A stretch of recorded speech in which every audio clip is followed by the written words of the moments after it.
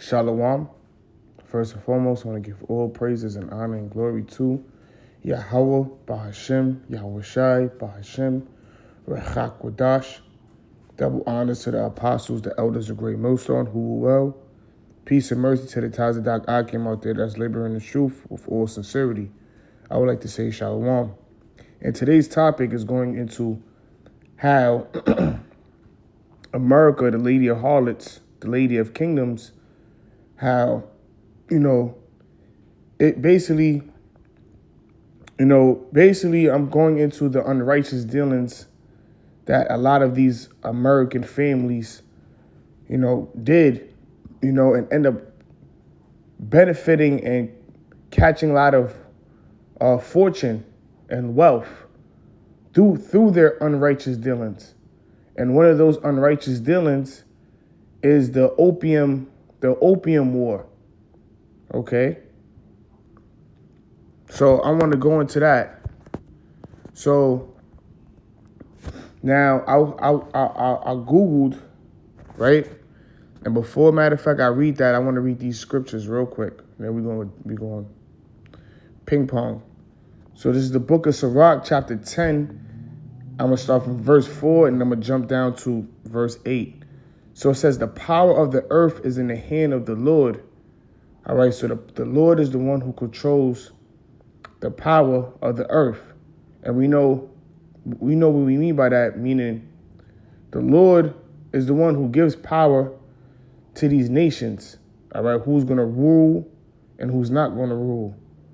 And when you go to the secular history, you had many kingdoms who ruled the earth at the time, or ruled the earth that was known unto them, who was a major world force, I should say. All right. For example, you had the Assyrians, all right, who was a major, at that time when they was ruling, they had a major, strong military might. The Babylonians, the Medo Persian Empire, the Greeks. Look out with the Greeks. That's the beginning of Esau's rulership. How he Hellenized, the known world. All right. Pretty much Hellenized all of the world, because to this day, our people still follow follow that Greco-Roman culture. You have the Roman Empire. All right, so the point is, the Lord is the one who gives the power, these nations or a nation, the power of the earth is in the hands of the Lord, or who he wants to rule. And right now, who's ruling is Esau. Let's get that real quick in Job 9, the 9th chapter. So this is Job 9 and 24. It reads, the earth is given into the hand of the wicked. So the earth was given to the hand of the wicked. So when it was given the power to the hand of the wicked. And we know the hand of the wicked is Esau. Okay? Going back to, the book of Genesis, all right, Esau's blessing was what? The fatness of the earth. All right? And the fatness of the earth and his sword. Okay? It reads, he covered the faces of the judges thereof. If not, where and who is he? And he did cover the faces of the judges thereof, starting with our Lord and Savior, Yahweh Shah, and the angels, the prophets. All right? He covered up the true depiction of how the Yahweh Shah looked. He whitewashed the images. Okay? Going into the Byzantine Empire with the iconoclasm. All right, when they the destroying of Jake, images, whitewash and everything. Okay, so the earth was given into the hands of the wicked, and it was given through the Lord. All right, so right now Esau is in his current rulership. We're living right now in Esau's heaven. All right, in his kingdom. Okay. So, and to prove that, right, so I was doing some research, right? I put, how much did America profit smuggling opium to China?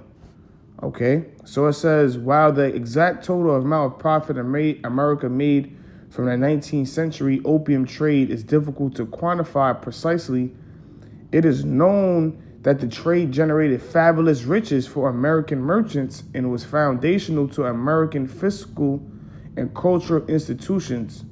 These profits were substantial enough that some wealthy Boston families, known as the Boston Brahmins, built significant fortunes that influenced the development of U.S. institutions and infrastructure.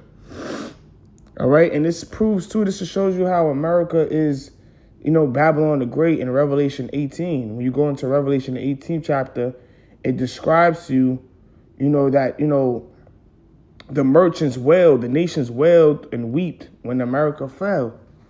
Okay, and I want to get that real quick in this article. Is it right over here? All right, before I go into that, let me see the opium wars.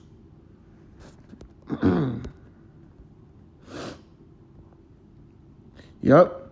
So I want to get this too to prove it even more. It says, the Opium to China, Part 1, the First Opium War, the United States, and the Treaty of Wangxia, 1839 to 1844. So it says, the Treaty of Wangxia was the first formal treaty signed between the United States and China in 1844. It served as an American counterpart to the Anglo-Chinese Treaty of Nanjing that ended the First Opium War in 1842. So here's the point. So it says the Opium War and these treaties were emblematic of an era in which Western powers tried to gain unfettered access to Chinese products and markets for European and U.S. trade. Western traders, including those from the United States, had long sought a variety of Chinese products, including furniture, silk, and tea, but found there were a few products that China wanted from the West. America trade with China began as early as 1784, relying on North American exports such as fur, sandalwood, and ginseng, but American interest in Chinese products soon outstripped the Chinese appetite for these American exports. So real quick, let's go to Revelation 18. This sounds like John's vision. Okay. Yep. So this is Revelation chapter 18 verse 10. It says, standing afar off for the fear of her torment, saying, alas, alas, that great city, Babylon, that mighty city, for 1 hour is thy judgment come, because America is going to be destroyed within 1 hour once Yahweh Shah cracks those clouds. All right. And the angels bring forth the instruments of thermal concentrated fire from the heavens, from the chariots, as well as the Lord putting his spirit upon these other nations, beginning with Russia, all right, to shoot their thermonuclear missiles towards America. So America is going to be destroyed within 1 hour, because you have countries like Russia, North Korea, China. They're all going to be shooting their missiles towards America, all right? So it says, and the merchants of the earth shall weep and mourn over her, for no man buyeth their merchandise anymore, because, like I mentioned in that article we was reading, it shows you that how much of a importing and exporting country America is. There's always trade going on, and America was one of the foundations of trade. America and Europe. All right, it says the merchandise of gold and silver and precious stones and of pearls and fine linen, which we went into America getting furniture, silk from China and tea from China. It says, and purple and silk and scarlet and all thine wood and all manners vessels of ivory and all manner vessels of precious wood and of brass and of iron and marble. And this is, through the Spirit, how we bring this up, because you could even, Earn Your Leisure talks about this, like how if you're building a house and, instead of getting your furniture from in America, which they basically tax you more, you can go straight to China and deal with the manufacturer yourself. You know what I'm saying? And you get your furniture, your wood, and you could do it like that. If that's for people that's into real estate, not even your own house, but if you're into real estate and let's say you basically building, you buy a property and you reconstructing the property or renovating the property, the main source is China. And we all know that, people who order from Timo and things like that. But anyway, and cinnamon and odors and ointments and frankincense and wine and oil and fine flour and wheat and beasts and sheep and horses and chariots and slaves and souls of men. All right, so just going to the merchants going to weep when America is destroyed. All right, because a lot of these merchants and nations, when they trade, they make a lot of money with America. So it says, matter of fact, I'm going to get that. Let me just real quick. What is the top exporting, importing country? Yup. It says China is the top exporting, meaning they sending the products out. They're the largest exporter, but the United States is the largest importer. All right? This proves that this is Babylon the Great. This is Babylon. Okay? And it's not even not for the topic to go rear off, because I'm just going into the unrighteous dealings. So it says, all right, but American interest in Chinese products soon outstripped the Chinese appetite for these American exports. The British had already discovered a great market in southern China for smuggled opium, and American traders soon also turned to opium to supplement their exports to China. Beyond the health problems related to opium addiction, the increasing opium trade with the Western powers meant that for the first time, China imported more goods than it exported. Settling this financial problem eventually led to the first opium war between Great Britain and China from 1839 to 1842. After defeating the Chinese in a series of naval conflicts, the British were in a position to make a large number of demands from, okay. All right. So real quick, now I want to go back to over here. Okay. Going into how much, this is the point.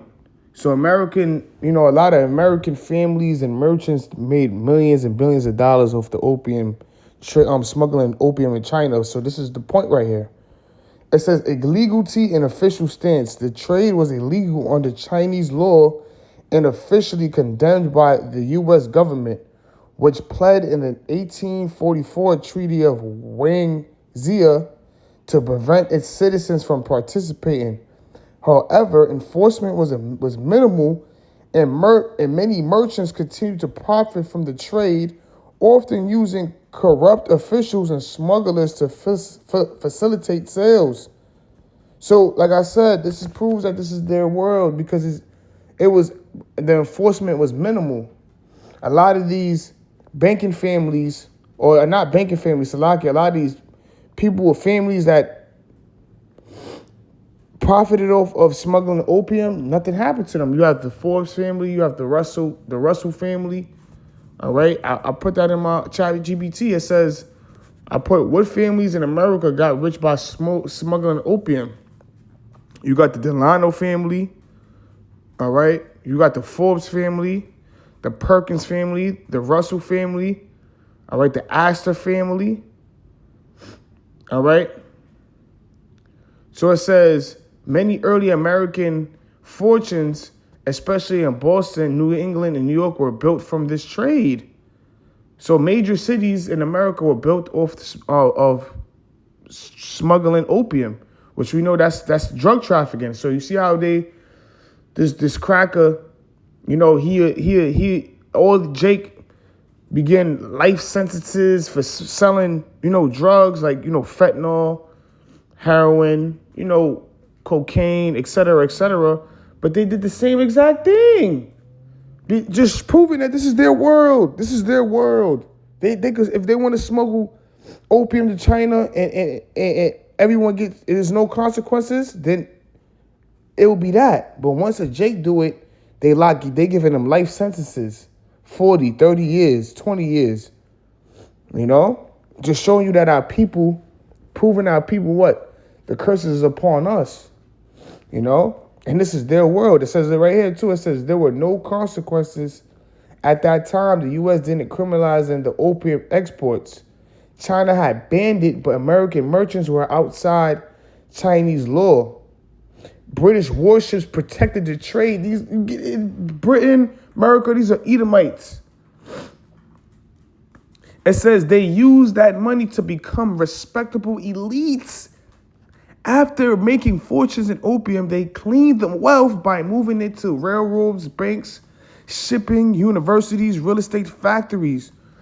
Come on, this is what I'm trying to say, y'all. Like, you got to know the history in order to know the mystery. You know? Same thing how Jake, if you try to take the same blueprint that Esau used, they locking you up. They throwing away the key on you. They don't want you to do what they did.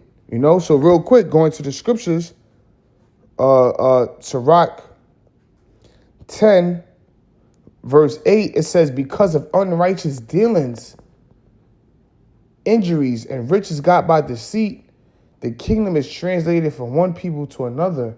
Now, this is a part of that unrighteous dealings. I just want to focus on that.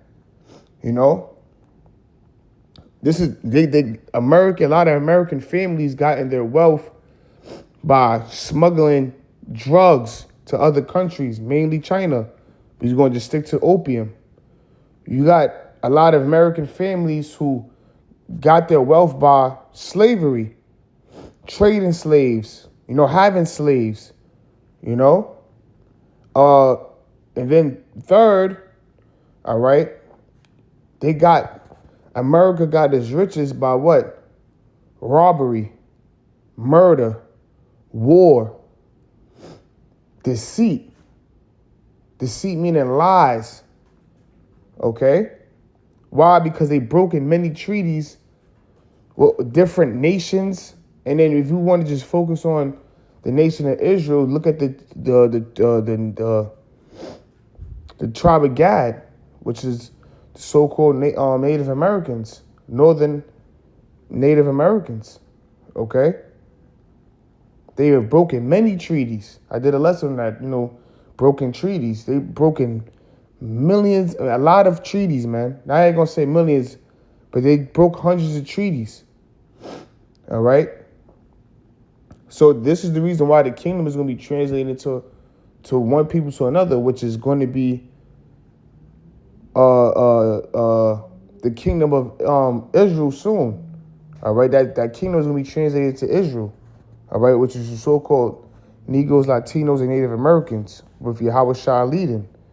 So this is 2nd Ezra, chapter 6, verse 9. For Esau is the end of the world, and Jacob is the beginning of it that followeth. You know, and that's that precept from that the kingdom is going to be translated from one people to another. All right. Esau, we're at the end of Esau's rulership. And soon as these major prophecies hit, all right, World War III, the microchip, and Yahweh Shah comes crack those clouds, all right, and destroys America with thermonuclear concentrated fire, all right.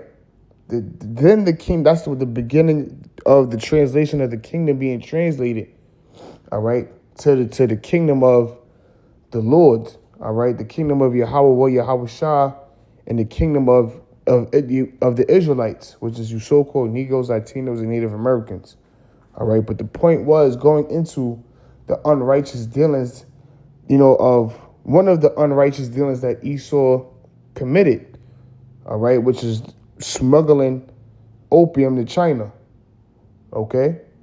And with that, you know, Lord willing is edifying. I want to give all praises and honor and glory to Yahweh B'Shem Yahushua. And with that, Shalom.